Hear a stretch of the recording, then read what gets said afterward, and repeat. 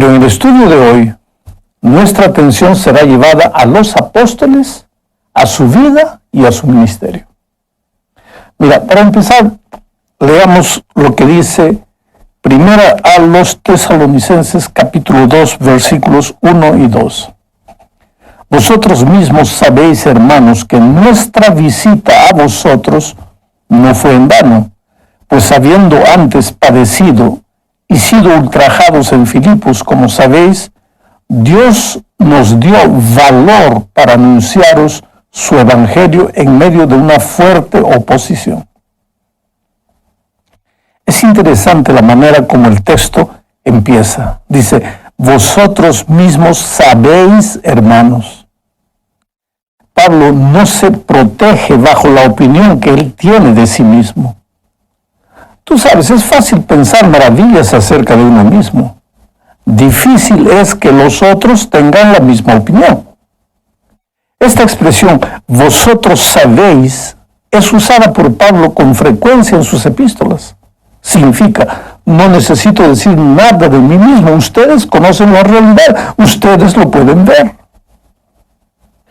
¿Y qué es lo que los tesalonicenses sabían acerca de Pablo y Silas? Que para los apóstoles no había sido fácil predicar el evangelio. Pablo, al decir esto, se está remitiendo a la experiencia en Filipos. Él, Pablo y Silas habían sido azotados hasta sangrar y después arrojados moribundos a la celda inmunda de una prisión. Ahora, saliendo de allí, ellos podrían haber tenido todos los motivos del mundo para no querer seguir adelante. Nadie tendría que decir nada si ellos parasen por causa de las dificultades, de la oposición, de la persecución. Pero ellos no pararon. Tuvieron el valor, esa palabra valor la usa Pablo en el texto, tuvieron el valor de continuar a pesar de los obstáculos. ¿Sabes, querido? Es fácil cumplir el ministerio cuando todo es un mar de rosas, cuando las personas aceptan el evangelio y a fin de mes tengo garantizada la manutención de mi familia.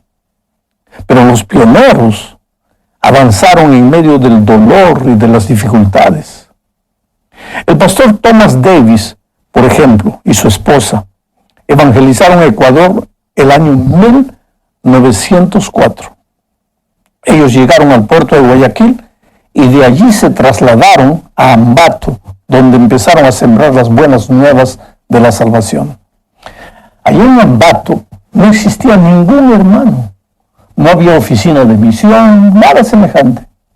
Y ellos comenzaron colportando y luchando contra el prejuicio y las persecuciones, hasta que su esposa se enfermó y murió.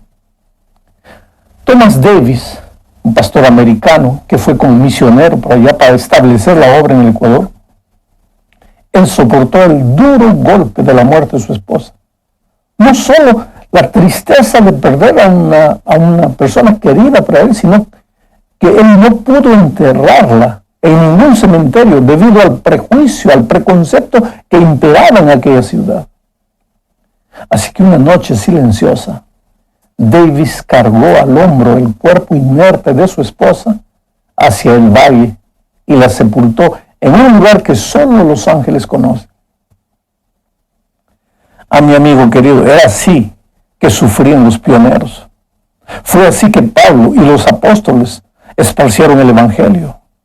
Por eso Pablo dice, vosotros sabéis. No era lo que él hablaba de sí, sino que la gente veía la manera como ellos se entregaban, se dedicaban con todo a la predicación del evangelio. Veamos ahora el versículo 3. Dice así, nuestra exhortación no procedió de error ni de impureza, ni fue por engaño. ¿Sabes, mi amigo? Creo que el dolor purifica. O tal vez explico mejor. Es en el dolor que Dios te lapida, te burila y te da la forma de un diamante. Nadie sale del dolor como entró. La escuela del dolor es donde Dios forma a sus hijos y especialmente a sus ministros. Después de haber pasado por el dolor de Filipos, Pablo y Silas, ahora están autorizados a decir: nuestra exhortación no procedió de error, ni de impureza, ni fue por engaño. Quiere decir, Pablo tenía la convicción de tres cosas. El evangelio que predicaba no era fruto de un misticismo engañoso, ni era tampoco el resultado de investigaciones humanas. Había tenido él, Pablo, un encuentro personal con Cristo y había recibido su llamado personalmente de Jesús. Él predicaba la verdad y no el error. En su corazón no había duda, había certidumbre. La segunda convicción que Pablo tenía era que su predicación no era fruto de cualquier expectativa humana de beneficio propio. Muchas veces, querido, un joven pastor puede engañarse acerca de sus motivaciones. ¿Por qué deseo ser un pastor o un evangelista? Porque es tentador estar en el palco, iluminado de luces, porque es bonito gozar de la admiración de las personas. Porque muchas veces un pastor de éxito puede ser aclamado por los hombres, buscado por multitudes para dar autógrafos, para distribuir fotografías. Pablo sabía por qué era un ministro. La tercera condición de Pablo con relación a su mensaje era que no había engaño en ese mensaje. Pablo predicaba la palabra que era el Torá de aquel tiempo. Y Jesús un día oró a su Padre diciendo: santifícalos en tu verdad, tu palabra es la verdad. Por otro lado, no se había encontrado el apóstol Pablo una noche oscura, camino de Damasco, con el Señor Jesucristo, que un día dijera: yo soy el camino, la verdad y la vida. Por lo tanto, el mensaje de Pablo era correcto, tenía motivaciones puras y era verdadero, estaba fundamentado en la verdad. Pero querido, esto no era solo la convicción del apóstol, sino que él se atrevía a decir a los tesalonicenses: vosotros sabéis. Te digo una cosa, el mundo va a temblar, el mundo va a ser sacudido hoy por el evangelio cuando yo, como ministro, esté seguro de las motivaciones de mi ministerio. La gran lección que aprendemos es que las personas hoy día, como en todos los tiempos, no están preocupadas tanto con lo que decimos, sino con los motivos por que decimos o hacemos lo que hacemos. En la tercera parte de este estudio, el apóstol no habla solo de sus convicciones personales, ni solo de la opinión de los tesalonicenses con respecto a su ministerio y a su mensaje, porque él sabe que por más sincero que el ser humano sea, el pobre ser humano está sujeto a equivocarse con sus propias motivaciones o con los conceptos que él tiene de las cosas. Las personas que reciben el mensaje también pueden equivocarse, porque ellas pueden ver apenas lo que está delante de sus ojos. Por eso Pablo avanza y dice en el versículo 4 lo siguiente: al contrario, si hablamos es porque Dios nos aprobó y nos confió el evangelio. No procuramos agradar a los hombres, sino a Dios, que prueba nuestros corazones.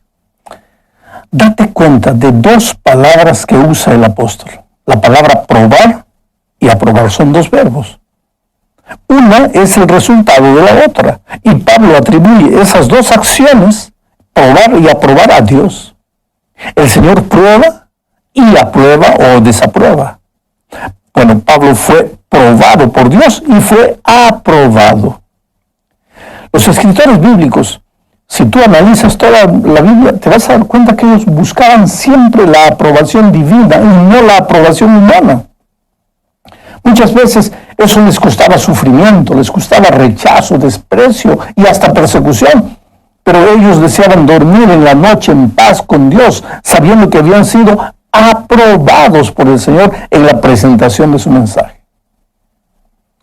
Sabes, querido, hoy se habla mucho de autoexamen. Pero Pablo va más allá. Él habla de examen divino, no examen de mí mismo, sino que Dios me examina a mí. Es Dios el que tiene que aprobarlo y no el propio apóstol. Por eso él puede escribir a los tesalonicenses lo que encontramos en los versículos 5 y 6. Mira lo que dice: porque nunca usamos de palabras lisonjeras, como sabéis, ni encubrimos avaricia. Dios es testigo. Tampoco buscamos gloria de los hombres, ni de vosotros, ni de otros, aunque podíamos seros carga como apóstoles de Cristo. ¿Te das cuenta? Pablo no vivía, no era el gran ministerio buscando gloria, buscando honra humana. Yo creo que los seres humanos tenemos que levantar al Señor Jesucristo, escondernos atrás de la persona de Cristo, y como el propio Señor Jesús hacía cuando terminaba de predicar. La multitud lo seguía, pero él ya no estaba. Oh, querido, es fácil confundir las cosas, ¿sabe? Hoy día los seres humanos nos sentimos tentados a idolatrar seres humanos. La cultura en que vivimos afecta mucho a las personas. Yo veo que hay jovencitos, jóvenes, adolescentes, hasta niños. Van a la iglesia pero no llevan Biblia. Sin embargo, la máquina fotográfica no falta. Cuando el pastor se levanta para predicar o cuando un grupo se levanta para cantar, ellos no abren la palabra de Dios. Ellos están en actitud de reverencia para recibir el mensaje. Lo primero que hacen es levantar la máquina fotográfica para tomar foto. Yo creo que el pueblo tiene que ser educado, pero yo creo que también los que por algún motivo estamos en el palco, en la plataforma, en el púlpito, tenemos que saber dosificar con sabiduría para llevar a las personas al Señor Jesucristo y no al ser humano. Para que cuando termine el mensaje las personas queden apasionadas por Jesús y no por el ser humano. Entramos ahora a la cuarta parte de este estudio. Y aquí, queridos, necesitamos leer los versículos 7 y 8. Mira lo que dicen. Antes bien nos portamos con ternura entre vosotros, como cuida una madre con amor a sus propios hijos. Tan grande es nuestro afecto por vosotros que hubiéramos querido entregaros no solo el Evangelio de Dios, sino también nuestras propias vidas, porque habéis llegado a sernos muy queridos. Mira, en este texto, Pablo habla de emociones, habla de amor, habla de ternura. Usa el amor de una madre, que es el amor más sublime entre los seres humanos, como una ilustración para la forma como él ama a los tesalonicenses. Creo que uno de los secretos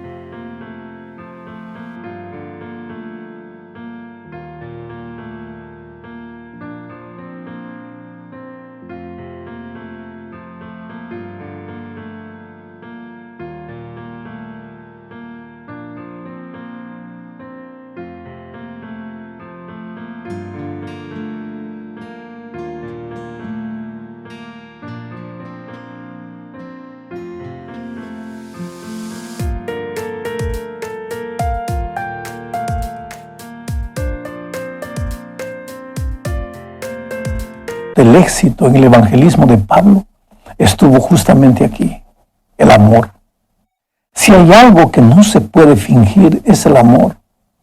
Se ve en los ojos, en las palabras, en las actitudes, se nota en la voz. Yo tuve un grande profesor de predicación que me decía que el secreto de la predicación es amar a Dios y amar a las personas. Por amor a Dios, el predicador pasa horas con Jesús. Y por amor a las personas, pasa horas preparando el mensaje para que las personas reciban pan nutritivo. Por otro lado, Pablo era un predicador completo. Usaba los tres aspectos de la predicación bíblica. El etos, que que tiene que ver con el carácter del predicador, el logos, que tiene que ver con lo que dice, con las palabras que usa, y él decía lo que decía bien dicho, era un profesional de lo que hacía. Y finalmente usaba el patos, que tiene que ver con las emociones. O sea, Pablo al predicar alcanzaba a las personas en su mente, en sus emociones y en el todo completo del ser humano, que es como debería ser la predicación. A veces yo encuentro predicadores que dicen, no, yo soy un predicador racional, a mí no me gusta tocar las emociones. Oh, querido, si predicásemos para máquinas y fuésemos predicadores racionales, ahí estaría perfecto.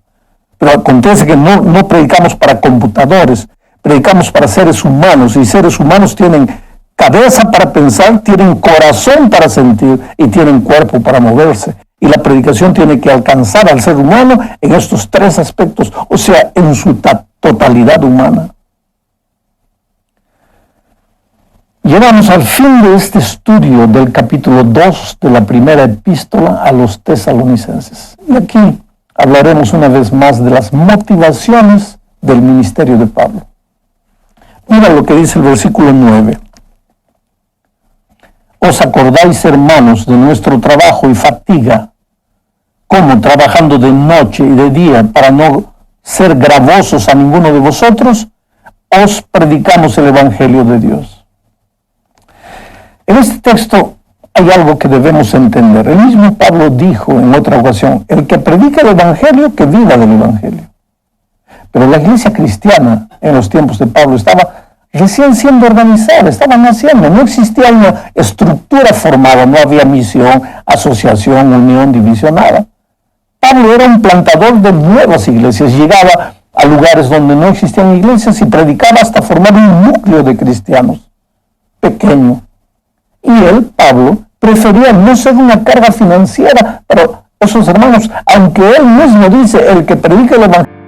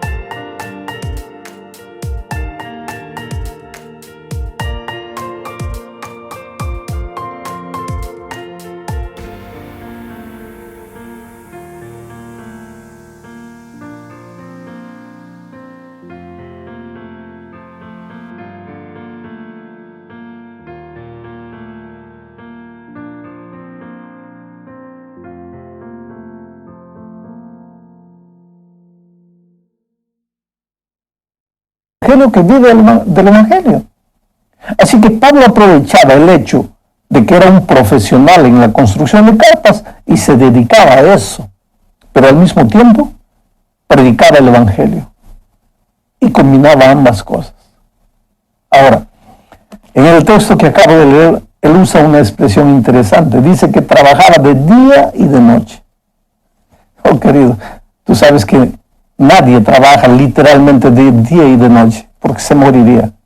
Pero esta es una expresión, una figura que Pablo está usando. ¿Para qué? Para enfatizar el hecho de que no tenía mucho tiempo para dedicarse a otras cosas, que no sean la predicación y el trabajo para su manutención. Este incidente que Pablo nos presenta, una vez más muestra la pureza del apóstol. Y hay más. Los versículos 10 al 12 afirman lo siguiente. Vosotros sois testigos, y Dios también, de cuán santa, justa e irreprochablemente nos comportamos con vosotros los creyentes. También sabéis de qué modo como el Padre a sus hijos exhortábamos y consolábamos a cada uno de vosotros, y os encargábamos que anduvierais como es digno de Dios, que os llamó a su reino y gloria. La palabra exhortación tiene que ver con la advertencia. Pablo había exhortado a los tesalonicenses, les había advertido como un padre exhorta a sus hijos. Mira, nuevamente aquí el apóstol usa la figura familiar para ilustrar el tipo de relacionamiento que quiere tener con los creyentes de Tesalónica. Amor. Tiene que haber amor entre el pastor y su oveja. Ahora, querido, amor no es permisividad, ¿eh? Amor no es aprobar siempre lo que los hijos o la iglesia hacen.